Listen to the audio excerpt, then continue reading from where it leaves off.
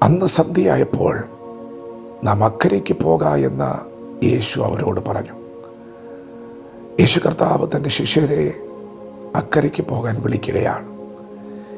യേശു കർത്താവ് തൻ്റെ ശിഷ്യരെ ഒരു യാത്രയ്ക്ക് വേണ്ടി നിർബന്ധിക്കുകയാണ്. സന്ധ്യാസമയമായിട്ടും യേശു അവരെ യാത്രയ്ക്ക് വേണ്ടി ഒരുക്കുകയാണ്. ദൈവം നിങ്ങളെ ഒരു യാത്രയ്ക്ക് വേണ്ടി നിർബന്ധിക്കുന്നുണ്ടെങ്കിൽ, നിങ്ങൾക്ക് പരിചയമില്ലാത്ത വഴിയിലൂടെ, പുതിയ വഴിയിലൂടെ നിങ്ങൾ സഞ്ചരിക്കേണ്ടി വന്നാൽ, പ്രിയപ്പെട്ടവരെ, ആ നിർബന്ധത്തിന്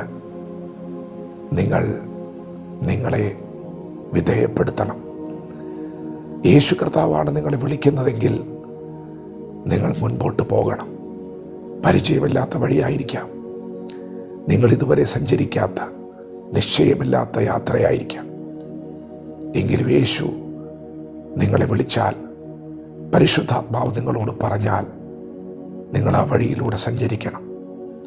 യേശു കർത്താവ് അവരെ വിളിച്ചപ്പോൾ അവർ യാത്ര ആരംഭിച്ചു. പ്രിയപ്പെട്ടവരെ, കടൽ വിശാലമാണ്, വിശാലമായ കടൽ. പക്ഷേ അവർ യാത്ര ചെയ്തപ്പോഴാണ് അവർക്കത് മനസ്സിലായത്, കടൽ വിശാലമാണെങ്കിലും ഞങ്ങൾ സഞ്ചരിക്കുന്ന പാതയിൽ വലിയ ഇടുക്കവും ഞെരുക്കവും ഉള്ളതുപോലെ ശക്തമായ കാറ്റ് അവരെ പടകിനോട് ആഞ്ഞടിക്കാൻ തുടങ്ങി.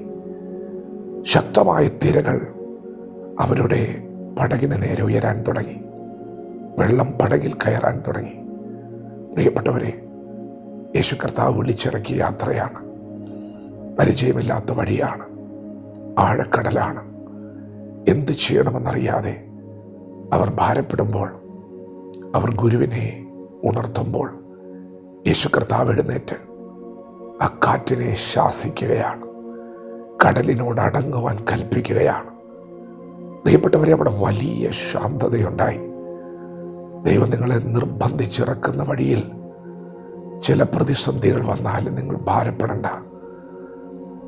നീ മുൻപോട്ട് പോകരുത്, ഒരതിരുവിട്ട് നീ ചലിക്കരുത് എന്ന് വാദിക്കുന്ന ചില ശക്തികളെ അടക്കുവാൻ വേണ്ടിയാണ് ദൈവം നിന്നെ നിർബന്ധിച്ച് ഈ യാത്രയ്ക്ക് വേണ്ടി ഒരുക്കുന്നത്. പ്രിയപ്പെട്ടവരെ, ദൈവം എന്തിനാണ് നമ്മെ നിർബന്ധിക്കുന്നത്?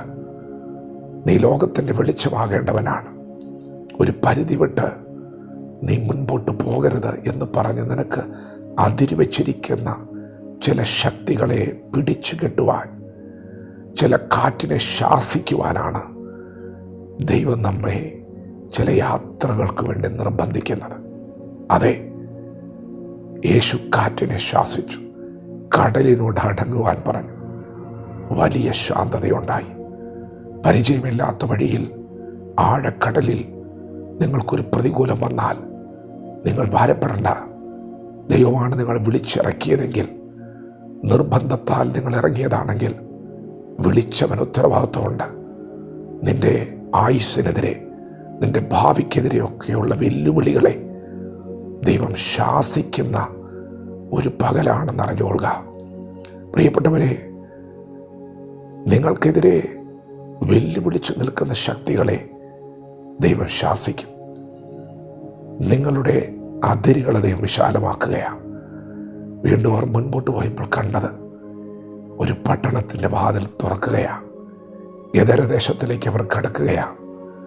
ദേശത്തിൻ്റെ സുവിശേഷീകരണത്തിന് വേണ്ടി, ദേശത്തിൻ്റെ വിടുതലിന് വേണ്ടി ചില വാതിലുകൾ ദൈവം തുറക്കുകയായിരുന്നു. ദൈവം നിങ്ങളെ യാത്രകൾക്ക് വേണ്ടി നിർബന്ധിക്കുന്നുണ്ടെങ്കിൽ, ആ യാത്രയിൽ പുതിയ വാതിലുകൾ നിങ്ങൾക്ക് വേണ്ടി തുറക്കപ്പെടാൻ പോവുകയാണ്. നിങ്ങൾക്ക് പരിചയമല്ലാത്ത വഴിയായിരിക്കാം, നിങ്ങൾക്ക് ആശങ്കകളുണ്ടാകാം. പക്ഷെ നിങ്ങൾ ദൈവത്തെ വിശ്വസിക്കുക, നിങ്ങൾ ദൈവത്തിൽ ആശ്രയിക്കുക. ദൈവം ഈ വഴിയിൽ ചിലത് മറച്ചു വെച്ചിട്ടുണ്ട്. അത്ഭുതകരമായ ചില വഴികൾ, ചില വാതിലുകൾ, ദേശത്തിൻ്റെ വിടുതലിന് വേണ്ടി, പട്ടണങ്ങളുടെ വിടുതലിന് വേണ്ടി ദൈവം ചില വാതിലുകൾ ഈ വഴിക്കകത്ത് തുറക്കാൻ പോവുകയാണ്. ദൈവം നിങ്ങളെ നിർബന്ധിക്കുന്നുണ്ടെങ്കിൽ അതിൻ്റെ പുറകിൽ ദൈവിക പദ്ധതിയുണ്ട്.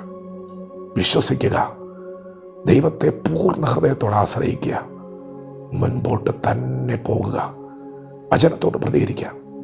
ദൈവം നമ്മെ ഓരോരുത്തരെയും ഈ പകൽ അനുഗ്രഹിക്കുമാറാകട്ടെ. ആമേൻ.